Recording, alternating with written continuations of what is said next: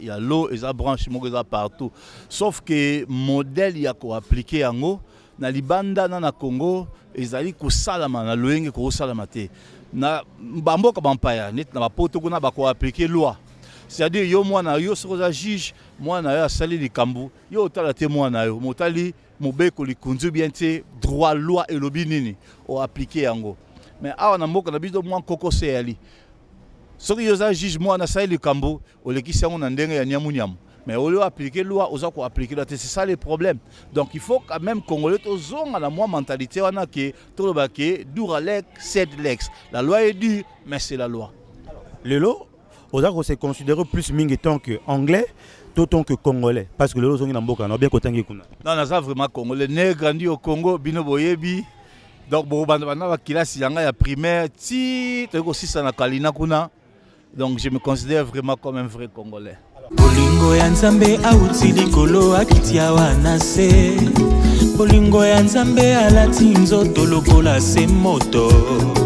Bolingo ya nzambe amatine kulusu afuti nyongo nanga. Yango dans ma vie, je ne combats plus pour la victoire mais je suis victorieux.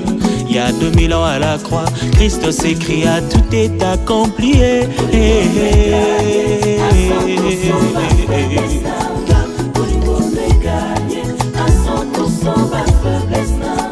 Lobo komona entre bomo ipeku fanania ko gagner nazokunda te pona longa kasi elongeza kati nanga bolingo nzambe oya lola yango nde makasi nanga nazokunda te pona longa kasi elongeza kati nanga bolingo nzambe oya lola yango nde makasi nanga longola Yesu omonanga ndenge nakobeba longola Yesu isolo nanga na mokili eza pamba longola Yesu omonanga ndenge nakobeba longola Yesu isolo nanga na mokili eza pamba igela coiffe ikote papa na Kerwan éternel kenaya kanda taba ikote sensi nganda taba fenenene Nganda Taba, chez Hugues la coiffe Icotey, Papa na Kerwan, éternel Kenaya, au 174 avenue Aristide Briand, 93 320, les pavillons sous bois. À la petite porte à gauche, association Hugues Icotey.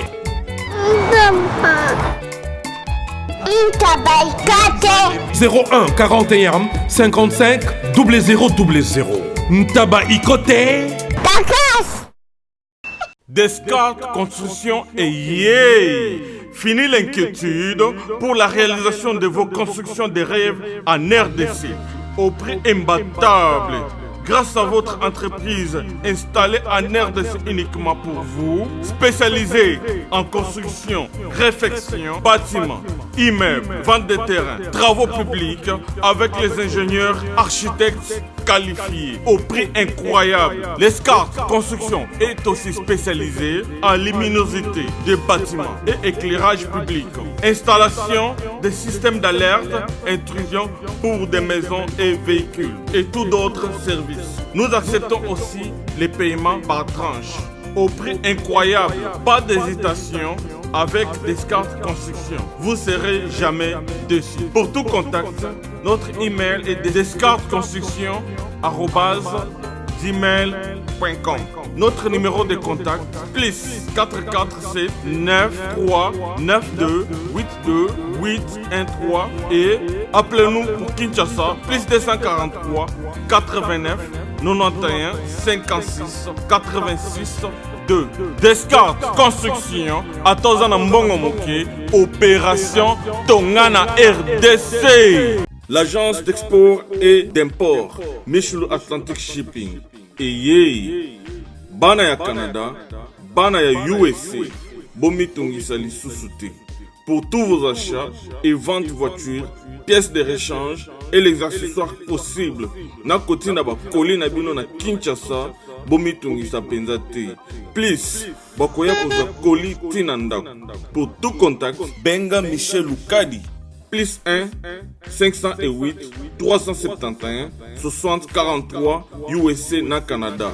Pour la Kinshasa, benga na plus 243 89 551 30 38. Meshulu Atlantic Shipping, Yaboye, Bazuapi. Raph Ngindou, félicitations pour la promotion, c'est la pour l'artiste. Que Dieu te bénisse. À connaît pas demander, il n'y a rien en face. Suivez Congo Promo TV avec le PDG Raph Ngindou. Nanenga Mabete, Congo Promo, Raph Ngindou. Boga, en tout cas, félicitations, merci Sito Oumela. Raph Ngindou, le présentateur de la force créative Congo Promo. Congo Boroto, c'est la force militaire de Congo Promo. Et faites comme moi, allez voir Congo Promo, tv5.com. Donc au nom de Jésus-Christ, nous bénissons le Congo Promo. Avec Raph Ngindou, Congo Promo ne tombera jamais. Piccolo Congo Promo nde. Ouais, Balobi Raph Ngindou, Congo Promo toujours, grande puissance. Come on. Congo Promo qui torcos net na film. Congo Promo babunda na nango. Raph Ngindou, Congo Promo. Toujours na baimbo kana biso ya partout, merci na ça biso confiance, il faut de plus à travers émission Nabino escape to zoaka ton ya kosolo la ba réalité, non seulement ya mboka na biso puis ba réalité ya monde pour na kofungola makanisi ya ba congolais ou ba éparpillés partout à travers le monde. Lelo to na un grand plaisir ya ya mabongo moko ya ba congolais a salimbu le belé na libanda ya mboka hein, to lo ba congolais anglais, hein? Donc comme appelé à nationalité kuna anglaise, donc à la biso awa mboka na but ya ko sunga pe ba imboka ya ko sunga pe ba congolais bazawa na mboka na kombo ya Hakim Mido azana biso lelo to pesi mbote ya zali bongo juriste monene kuna na Angleterre mbote ndeko Hakim mbote mingi ndeko Omos Kimi ezali te Kimi ali tranquille ezali koza isu na mboka komona bino ko solo bino za vraiment esengo mingi Kimi ezali papa osali mbula boni na poto po lelo ndimozo ngamboka na yo te tosali mbula ebele ba mibu ba tukumi bale na misato ya yo ki juriste otangi yango awa to keni ko sisa ngo na mboka bapaya te totangi yango nyuso na mboka bapaya. Pourquoi mboka bapaya et pourtant ape ya ba classe ezali te to bandaki kelasi awa mais to longo moke na bolenge yango to kende kuna to komi kuna ke moi il fallait to continuer kana nzela na biso to kendaki. Alors, au Salimboule Belé, nous avons lelo décidé aux Zongamboka. D'abord, motivation, il y a aux Zongamboka au Congo, na esika bakunda motulu na mboka bakoko ezani. Non, Congo est ambitionneux, le Congo appartient aux Congolais, donc je suis Congolais, na mona ki auto kendaki toyo kala na mboka bampaya, to zi yango yango siko to yepeto tia yango na pratique na mboka na biso pour Congolais oyo to mona ki to ko fongola e mitu na e fongwami yango to siko to sala musala ndenge longo bani vraiment, mais to zo un plus to zo kuna na mboka bampaya to tia yango na mboka na biso. Boyoki pe mbele ya président Félix Antoine Tshisekedi ndenga benga ki ba Congolais tout ba na boanya ba mayele batangi na poto bazonga po ya kosonir mboka na bango. Ezali obengo toyoka ki bongo ataku tumbela te mais Congolais ni so akenaki na mampaya à apprendre kuna ben écoutez ça c'est le temps à obligation comme ça à donner un plus mais le président Félix a fait un appel ben voilà on est là toyepe comme ça tout travailler ensemble. Oui, peut travailler ensemble mais ndeko Mido Hakim yibisa biso d'abord est-ce que droit ndenge oza l'appliquer kuna na mboka ya Londres na Angleterre na oza appliquer eza ndenge moko to différence ezali te droit ezali eza branche moko droit ya lo eza branche moko eza partout sauf que modèle ya ko appliquer yango na libanda na Congo ezali ko salama na loyenge ko salama te na bamboka bampaya net na bapoto kuna ba ko appliquer loi. C'est-à-dire yo mwana yo sokoza juge mwana yo asali likambu yo otala te mwana yo motali mobeko likunzu bien te droit loi elobi nini o appliquer yango mais awa na mboka na biso mwa koko se yali soki yo za juge mwana asali likambu olekisi yango na ndenge ya nyamunyamu mais au lieu d'appliquer loi oza ko appliquer la c'est ça le problème donc il faut quand même Congolais to zonga na moi mentalité wana ke to ba ke dura lek sed lex la loi est dure mais c'est la loi. Lelo Ozako se considéré plus mingi tant que anglais, tant que congolais. Parce que le lozongi namboka, on a bien kotangi kuna. Non, on a vraiment congolais. Né grandi au Congo, bino boyebi. Donc bon bana ba kilasi yanga ya primaire, ti to ko sisa na kalina kuna. Donc je me considère vraiment comme un vrai congolais. Alors, C'est un grand plaisir. Je pense que Baimbo Kebele va sagesse. Alors, d'abord, tu qui Makambo Bele à Londres, Escabino Bozali, notamment le Kamba Brexit. D'abord, Brexit, Ango, au Batbago, le Barana Matoy, au Theresa May, Brexit, et la Kissini n'est pas Zanine. Non, Brexit est ça pour dire Britain exit. Donc, Grande-Bretagne est longue. Ebima, Grande-Bretagne, dans beaucoup, c'est Grande-Bretagne, Ebima, dans l'Europe. Référendum populaire, ils ont qui, bon, le peuple anglais a dit que non, écoutez. Tout ça a besoin de contrôle, il y a immigration, tout a besoin de contrôle, il y a des frontières, tout a besoin de contrôle, il y a jurisprudence, c'est-à-dire que nous avons besoin d'être dépendants en Europe. Et ça, c'est en passant. Et dans l'exemple, le conseil judiciaire, il y a Grande-Bretagne, et dépendant en Europe, c'est-à-dire dans Strasbourg, dans la Cour européenne. C'est-à-dire que comme la Grande-Bretagne, si comme la Grande-Bretagne, il y a un CP un jugement au juge à Pessi. Au lieu de la Grande-Bretagne, il y a un médicament à Strasbourg. Angleterre est dans la carte de l'Union européenne. Angleterre est dans la carte de l'Union européenne. Il y a un dépend dans le Parlement européen. Donc c'est-à-dire que ceux qui les Cambouans et Salami qui sont dans la poste sont satisfaits, au Kenya à Strasbourg, à Strasbourg, aux agents en France. Donc, on comprend par là que les Cambouis sont la Grande-Bretagne, mais la Grande-Bretagne a 4 ans de sécurité. Ils sont même en France. Donc, France, on a 4 ans, les Cambouis. Donc, l'anglais va comprendre non, il faut que la loi nabiso soit si en Angleterre, si en Angleterre. Il y a un Brexit, c'est-à-dire que Bima, tous les abisso, la frontière, Tokanga, tous les abisso, la loi, Tokanga, tous les abisso, économie, Tokanga, c'est-à-dire que Bisso Mokoto débrillé comme étant pays indépendant, tout ça sur la carte de l'Union européenne. Et en passant, évidemment, les problèmes c'est que Grande-Bretagne doit payer chaque semaine, l'Union européenne doit payer à peu près 25 millions chaque semaine. Il y a 5 millions à Nini. Livres sterling. Il y a Nini. Alors, c'est comme étant droit, il y a un membre. Donc, cotisation, il y a le pays le plus élevé. 25 millions. La Britannique a 25 millions de foot en Europe. Et en Mboka, tout le école, tout le mboka, fonctionnaire, tout ça, situation, mais surtout tout le balabala, juger bon, tout ça sous ma cotisation. Évidemment, il y a eu ce qu'on appelle divorce. Tant en Grande-Bretagne, il y a un bima en Europe, il faut payer sa facture de divorce. Il vend 50 milliards de livres sterling. Donc 39 milliards de livres sterling, si vous voulez 50. Il faut que l'anglais fout dans l'Union européenne. Fout dans l'Union européenne, l'anglais va fout à condition que tu sois deal. Ce qui dit les athées, donc tu fout à te. Deal en Wezanini. Deal les alliés, c'est-à-dire que tu sois moins compromis. C'est-à-dire que tu sois en Europe, mais tu sois des voisins moins au beaucoup en Europe. Par exemple, ok, le quoi en Europe, pour garder le marché commun. Na autobengi the single market na autobengi tax ya nini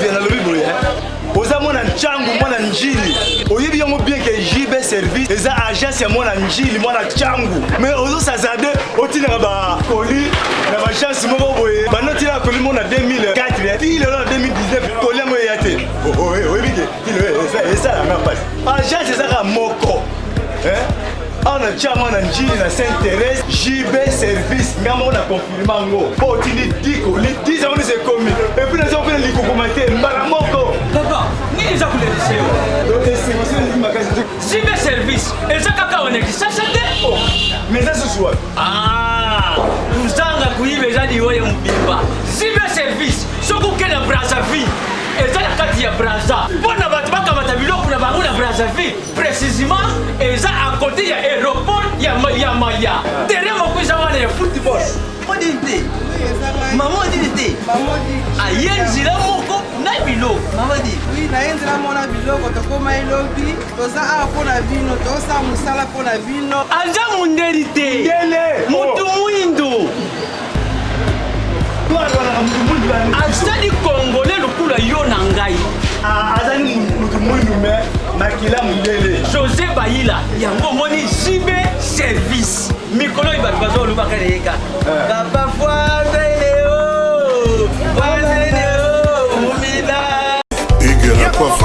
Et enfin, je suis arrivé. Salon Hugues la coiffe Icoté. Non seulement c'est un salon de coiffure, mais aussi une machine de transformation des hommes et femmes. Regardez-moi comment je suis. Vilain. Mais attendez, 2 minutes. Bogard. Vous allez voir.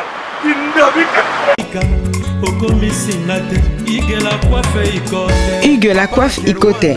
Votre salon de coiffure mixte afro-européen situé sur la Nationale 3 au 174 avenue Aristide Briand, les pavillons sous bois. Pour plus de précisions, veuillez nous contacter au 01 41 55 00 00 ou encore sur notre site huguelacoiffeicoté.com. Nous sommes ouverts tous les jours de 8h à 20h, même les jours fériés. Hugues la coiffe Icoté, l'homme qui coiffe la ville. Hugues la coiffe Icoté, le salon de coiffure mixte afro-européenne de proximité. Au 174 avenue Aristide Briand, les pavillons sous bois sur la Nationale 3. Un seul numéro, 01 41 55 00 00. La beauté de votre chevelure chez votre frère. Hugues la coiffe Icoté, même père, même mère. Chikicha, chikicha, cha cha. La beauté peut tout changer.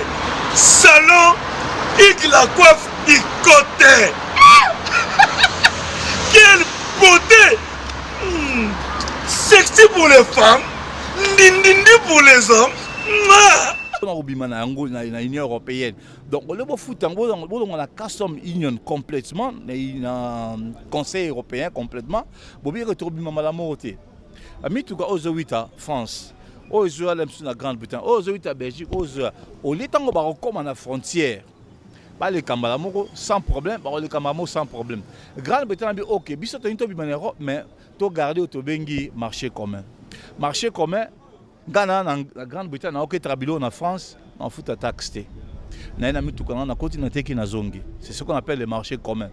Et évidemment les Anglais, par exemple les Français, ils viennent avec leur vin na Grande-Bretagne comme s'ils étaient en France, bah au Kayango. Les Allemands, évidemment, Mercedes, ils viennent vendre ça en Angleterre comme s'ils étaient en Allemagne. C'est ce qu'on appelle le single market. Dans le single market, les Anglais aussi, côté Kabilo en France, sans pour autant taxer. Bon, alors, côté Kadilouana est impliqué, c'est que tu as une libre circulation des personnes et de leurs biens. Ok, bon, on a besoin de là, de garder Dilouana. Donc, il faut qu'il y ait libre circulation des personnes. Alors, Grande-Bretagne, mais si on a un Brexit, le peuple lui qui est au bima, donc on a la frontière. Alors, s'il y a continuité à libre circulation des personnes et de leurs biens, et vous comprenez par là au moins qu'il n'y a pas Brexit. Donc, ok, c'est ça le nœud à problème, il y a dit Bazo de Kawazoa. Donc, Tissikoyo, et continuellement, il y a un Premier ministre a démissionné qui a dit 3 reprises dans le Parlement, Baboyan. Il y a Souka Aekoza Oto Bengi, the Irish backstop. C'est-à-dire biloko la bino ba anglais bozo lingate ki batubaleka facilement pour ça la frontière entre Irlande du Nord où ils appartiennent à Grande-Bretagne na Irlande du Sud où ils sont en Europe, c'est-à-dire Dublin na Belfast. To tchemondelo pour ça les frontières au bokati na nzela makolo entre les deux. Ba bi OK to cha ligne. Ole mituka eyaka etelemaka etelemati et les kamamo bocheka caméra. Ba anglais ba bi biso bezo to cha bâtiment vraiment mutunyo sur les cas à télémine ba contrôle les partout na ba Douvres na Dover un peu partout oh ba européen ba sioté yango on a parlé de soft Brexit na de hard Brexit, c'est-à-dire que Brexit mo ya pété c'est-à-dire boche la caméra mi tout que de que kende bien Brexit mo ya hard Brexit, c'est-à-dire Brexit mo ya difficile où il y a infrastructure bâtiment voiture nous tout connaît sur 8 on est télémi on vous contrôle. Pourquoi pendant tout ce temps basali na Union européenne bandimi kaka na moya lelo ba bima basala Brexit? Pourquoi? Et là on est tindi bango ba kuma bongo difficulté côté na Londres côté na Angleterre ou c'est dû à quoi? Non, il y a eu au départ dans le bas qui moi influe à Batubaya qui mingi depuis que l'Union européenne et avant ça va commencer na peu 28 membres. 28 membres en anglais. On va constater que dans la communauté en anglais soft touch. C'est-à-dire que tu as 8 ans, Pologne, Roumanie, Portugal, en Angleterre. L'anglais va constater que le niveau de scolarité, bien la classe na bango, et comme il y a moins de difficultés. Mais ça là, un vrai anglais, mais ça là, comme on a qui passe, ils ont occupé selon bango par des étrangers. Pression et qui est pas le premier ministre dans le Parlement à l'époque, David Cameron. David Cameron a dit que si tel est le cas, pour tout en Europe, tous les gens qui sont dans le côté de Lingala, référendum, dans le France, plutôt référendum populaire. Le peuple a décidé, Tobima ou Tobimate. Le peuple a dit, résultat, que le peuple a dit, d'accord, Tobima. Il y a un Brexit, après sur 2 ans pour une période de transition. 2 ans de transition, il fallait Tobima. Depuis le 29 mars, il y a eu le chaos. Tobima quitté parce que Theresa May, premier britannique, a 5 ans qui sont appelés moins extension. Il fallait le 12 juillet. Non, le 12 juillet, c'était Bisso Topesibino. Ça, c'est ma déclaration de l'Union européenne. Habito Pesibino, le 30 octobre. Bo vanda, bo décision pour selon 10 autres qui n'a parlement ne régit en gros plus 3 fois. Bo vanda, bo raisonner sur bo bon qui vous a d'accord. À ce moment-là, bo dit la bientôt yokani comme ça bo bima. Tisikoyo dit loin ne pesi mobulu. Donc parlement a boyango à 3 reprises, Theresa May comme dit point que a zuinde to en anglais, il put her life on the line. Abi OK. Olexa dilo mais ngala longa premier ministre aboy babi olekate. Dilo na zolo bana autorinde Irish Pack stop pour passer la circulation il y a une place wana nous attisque na place au blocage wana. Alors toujours na place wana mais maintenant Theresa May a démissionné sans que Brexit salama. Boris Johnson aye. Est-ce que tâche was facile pour naé premier ministre asika Boris Johnson au bâti? Tâche est un peu n'engemoka. Pour Boris Johnson a coûté au sommet de same deal. Dit dans les années on changé té. Oyo Theresa May baboyer dans parlementaire à plus de 3 reprises. Hier il y a même dit on continue pour dire les arrêts de Irish Border. Ils ont le pouvoir de dissoudre le parlement. Oui, et ça a aussi la prérogative royale. Le premier ministre britannique a le pouvoir pas de dissoudre le parlement. Seul reine d'Angleterre a le pouvoir de dissoudre le parlement. Mais le premier ministre a le pouvoir de suspendre le parlement. En anglais, he's got the right to lock or to close down the doors of parliament. C'est-à-dire qu'il a le pouvoir de parlement. Prérogative a utilisé Yangwana. A dit que ceux qui ont le même deal, pour un temps. Quand on parlement pour 1 semaine, pour 2 semaines, pour 3 jours, pour 4 jours. Soit il faut que le parlement que parlementaire va CGT. Et l'autre prérogative royale a exercé Yangwana. Selon Boris Johnson, il y a des relations qui sont pour normalement, le 30 octobre. Il y a commencé le 28 à suspendre le parlement. Pour suspendre le parlement, il y a le CGT. Sauf que CGT comme le 30, na minuit, comme le 31, Grande-Bretagne est bimi, autre bien à sali exit by default, c'est-à-dire à sortir par défaut. Na défaut soit sorti déjà par le CGT, Grande-Bretagne est bimi sans deal. N'est pas britannique, on est sur le side, it's better to have no deal than a bad deal. Et pas là, il dit, t'as même besoin de deal, qui besoin de deal, il y a ma baie. Et pas bon babi deal ma baie, c'est-à-dire que ceux qui font l'Inzela Irlande wana ba clandestin ba noya ba on qui mana dova mais ba okota na Irlande ya on ba bengi deal ya mabe et pas bon it's good to have a no deal than a bad deal. Donc si je suis aux alabazala na deal té bino bato bovandi kuna na Angleterre par rapport à la réalité wana bomoni pe makambo belé yo zali a moto ya mibe comme nene na Angleterre tant que congolais est-ce que bo zo peton na bonya wana bozui kuna pona koya na ngona mboka po apa na biso pe gouvernement tisiko ne bakino balobaka ezape oyate est-ce que tu peux retirer ba leçon par rapport à Brexit aux ça en Angleterre na ndenge gouvernement est pas na biso ya rumela Omoni avant na répondre na nous au moins dans tuna na on a bossa l'autre. Omoni tango moi soupçonne bima qui prérogative wana Boris Johnson a ko suspendre le parlement. 5 jours en passé. Donc 2 jours avant il va voter à comme premier ministre ba siéger ba passer amendement moko. L'amendement le biboy. Ce qui premier ministre a suspendre le parlement dévancer premier ministre avant même que ce qui a suspendre le parlement a droit à siéger dans ndako oeza pemeni. C'est-à-dire que le Parlement est monnaie, le siège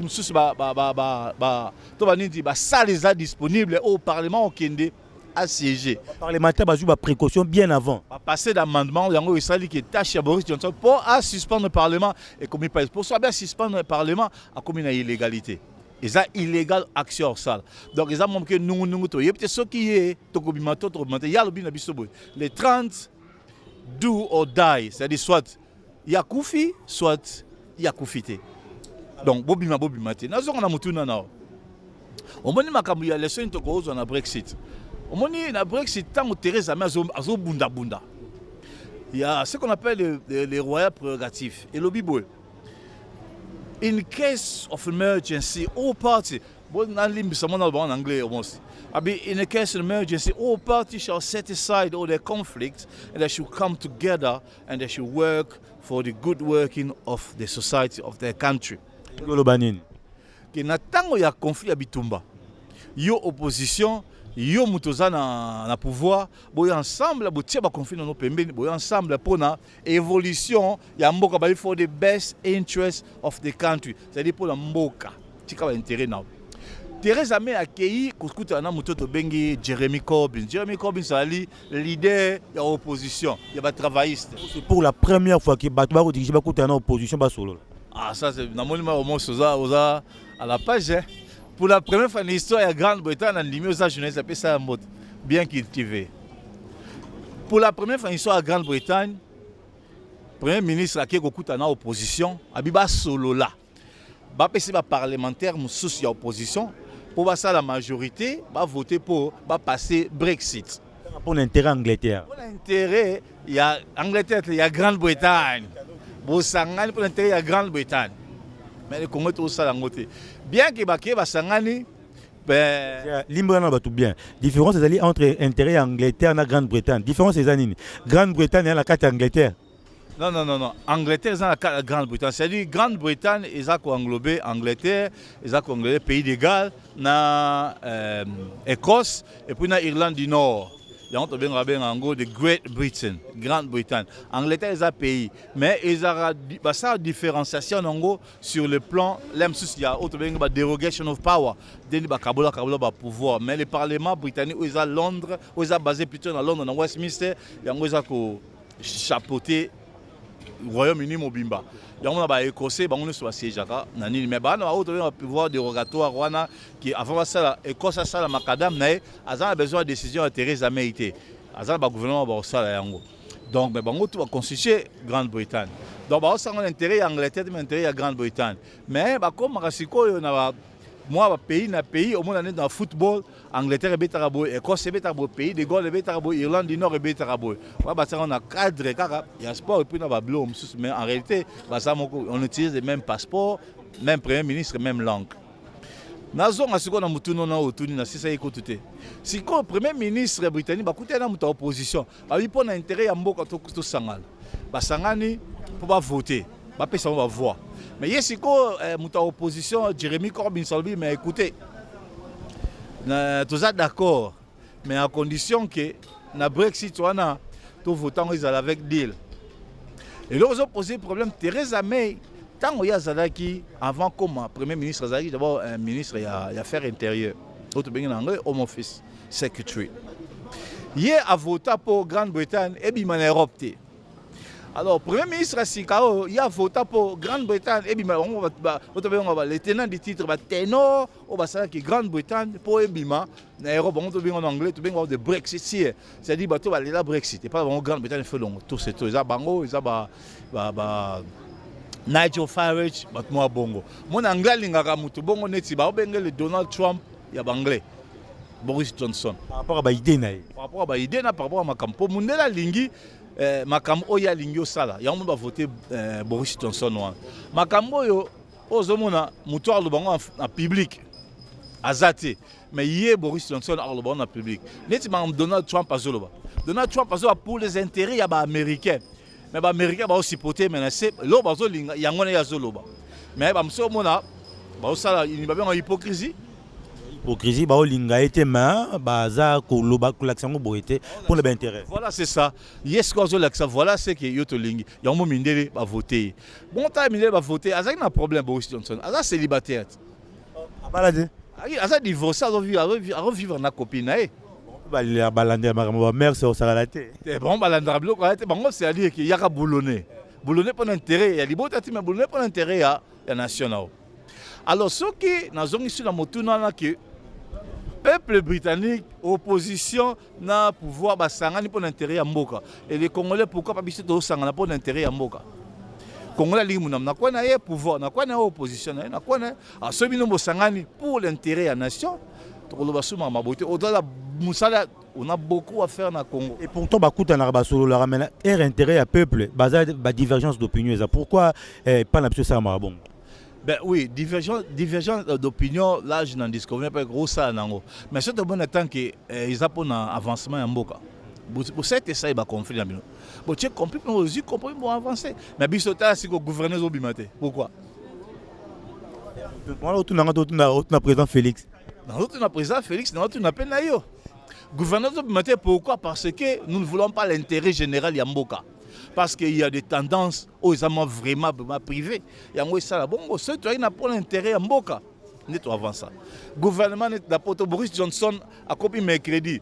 J'ai dit que a formé le gouvernement. La Belgique, nous avons un gouvernement. Les Belgique n'est pas le Congo. La Belgique, c'est l'administration qui dirige. Ah, l'administration, la Grande-Bretagne, ce gouvernement, il y a ce qu'on appelle GMC, dirigeant Mboka. Donc, Belgique, c'était l'administration. Le ministre, ça a besoin de la Belgique. La Belgique va salir 2 ans, 15 ans, sans ministre, mais l'administration fonctionne. Quand est-ce que vous décidez de vendre la bourse, vous avez d'abord poste au Tigala, au Sala.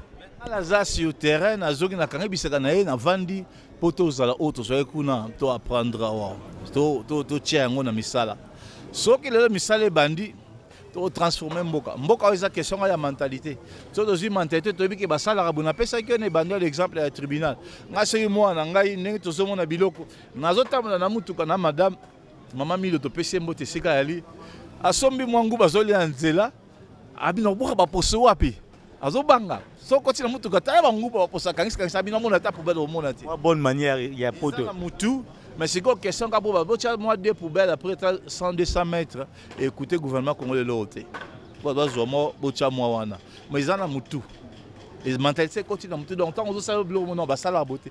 On apprendre mingi oyeko ça. Les ama problème té ndeko nango mos. Tout sentir que Boigna intelligence est allée, mais est-ce que il peut marquer sous tant que congolais ne bon na musique na ba image au talibo lobby à mboka nanga il a fallu pas tous à bois. Ça na makamso déranger rabino surtout sur le plan économique parce que population va souffrir na makambo belé. Sur le plan il y a économie, le peuple souffre. Ngamo na sali balade, il y a ville à Kinshasa donc demain on sa balade il y a bas Congo. Na moni comment peuple va souffrir. Mo talibo et que Congo gros à niveau naté. Chantier, mais plus qu'un chantier. Les gens ont mis ça là et bélo senti le peuple souffre, mais bon, ils en ont beaucoup. Et au monde à Congo, on a besoin, il y a on a latin, épicuriens, les épicuristes, des gens qui résistent à la douleur, les gens qui résistent à la souffrance, les gens avec une endurance ventrale à toute épreuve. Bateau, nous avons besoin d'Angola.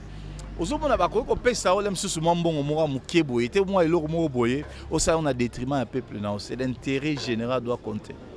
Mais là on a constaté les dirigeants congolais ils ont autobengi des salitistes parce qu'ils s'occupent d'un intérêt na les gens qui regardent la parure extérieure bah autant que voilà on a un peuple il faut basi peuple subvenir na besoin na ye ba osala yango te moi muke otopesa ndeko mos toza na Congo tozongi na Congo awa toza na yo to sa sous interview ata inane ya to sa na interview inane toza sur terrain awa to rebse loni sal na Congo et l'oni ya muke to sal na Congo moi to toza na média moi to dévoiler nos ces altés on est sur terrain ben on travaille et puis na ba projet mosusu pona repasa pe misala na ba congolais mosusu baza sur place ba projet zanga raté ba projet lokola mon candidat mboka ba bwana projet on est là avec le projet na pe mosusu na misala misu ces alliés na mboka et ça et la place beauté pour relever yango ya on to ça to comme presque na sous émission ba Rolanda biso de partout na 4 coins du monde ni no koyebisa ba congolais na ba autorité ba Rolanda biso siko à travers Télé 7 et puis na Congo pour moi pas ya Raf Ngindu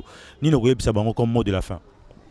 ezaka que congolais na ba autorité bozolanda vraiment ba autorité ya mboka bosala quelque chose mboka oyo tondi nkita ezangi mbongo te ezangi lo te mboka oyo ezala masolo ya ndenge na ndenge mais sikoyo il faut sikoyo congolais ayeba ndenge akoki kosala ke po apesa misala pa ya congolais abongisa congolais comme ça ba kozwa mbongo comme ça c'est congolais se retrouver ayeba ke par nanga ezabwe par nanga ezali bo misala ebele ndeko autorité mokonzi ya mboka ba ministre ba na bozana ba tâche mo eza facile te bien tâche eza difficile même na commune aéroport natali bandeko na biso même ya DGM ça il faut féliciter moi misala et comme en ordre ngamona leki na immigration na moni bo ça ne pose pas de problème tracasserie salité na sale on a exprès na vandi avant na bima na sale passe 45 minutes bagage na les tourner wana 45 minutes s'il vous plaît bagage les tourner tenter so moyibi ali mais quand il natala bagage tande ce qui mama bana la qui retourner question bagage langa place bakangala kangala na chaka denate tamibeko bolingi piège mingi ça piège te natali na sale na sala constat sur terrain na moni que bagage tourner na place wana na chaki ba malasi na jupe bagage na zu na comme na natali basimbi te bagage na tikala ya ngai moko na bi bien que déjà il y a un pas on avance déjà ba bloka boza ba action mo ya louer na kutana muta immigration binanga papa je m'excuse mais tout ça moi retard mais tout ça lambang rapidité c'est comme ça on copie ce qu'on a appris ailleurs on ba copie la que des gens vraiment ils travaillent donc ba kontamboka vraiment coup de chapeau côté direction générale ya migration donc voilà ce to continue ce aussi immigration bongi demain après demain aux ala niveau voirie non ba Congolais ba ko trimbala na ba Londres wana na ba Belgique na ba France sans pour autant rien faire ba msuka ko finga mboka na musika nino ko yebisa bon pour que bazo a paix conscience ya ko zonga ko ya ko investir na mo mokio ba nan ba ndeko na biso Congolais il y a pas plus bon que Rosana mboka na onde ba na anglais ba your heart is your home donc ndako no mutema eza ndako nenda nga zabu na zai pa nga tranquille moi pepele na vandi kimia ota bandeko bazoleka on a sala moi taxe muke koti pour na contribuable congolais à se retrouver et ça tu bandeko bazana libanda ça c'est le temps où on doit travailler to travailler to sali comme ça maman na moi sinanga lobi que non ba congolais to sali bana to na réalité à Congo sur terrain réalité sur terrain c'est complètement différent na réalité aux anapoto donc quand aux anapoto tamio omeka ko ya osala un peu réalité sur terrain au palper et puis voilà ce qu'on doit faire ce qu'on ne doit pas faire mais message ça que bandeko ça c'est le temps où on doit venir travailler ce qui to travailler le loté de même que c'est qui merci ming. Je vous en prie ndeko mos. Merci mingi zaki bongo ndeko Akima Mido moko ya moto ya Mibeko moto à 8 ans ya kotanga. Moi je pense que photos à la fière ba congolais oyo ba ko défendre honneur à mboka na biso. C'est un congolais oyo batangi puis ba ko zonga mboka pona ko investir ba ta féliciter. To comme na souka émission na biso ya tonga lelo. Merci beaucoup na André Njeka. Obo na biso na pourquoi to pesi no bambo tebele. Merci na André Njeka l'homme technique Ozaki derrière la caméra. Merci na boss Raf Ngino na Congo Promo aux États-Unis d'Amérique. Merci na tout ba soutenir Rabiso. Hein? Eux ça répond d'intérêt général. Numéro là vous allez afficher. On est là pour tout le monde. Aux en la Belgique, aux en la Suisse, aux en la Kinshasa, aux en la Congo central, aux en la Mbandaka, on a posé to yambayo, au Bengi biso na numéro ça affiché sur ton compte na Facebook Homos la noblesse. Homos OMOS espace la noblesse en Nemo. Au commun sur la page Facebook na biso to kozala wana pona bino. Pour l'instant tout tiki bino. Balasima bye.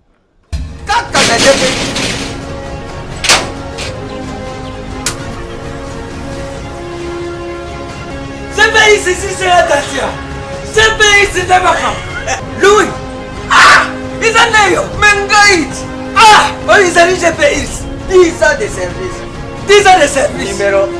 Na makambo akotinda biloko uta Londres pe Kisasa ntango nayokaki lisolo ya GPX mbala moko na Kisasa adresse na biso ezali moko na Lopoli 73 place tozali facile na Londres kuna ezali kaka na esika stade ya Tottenham ezalaka ndinga GPX numéro 1 ya fret congolais na Londres.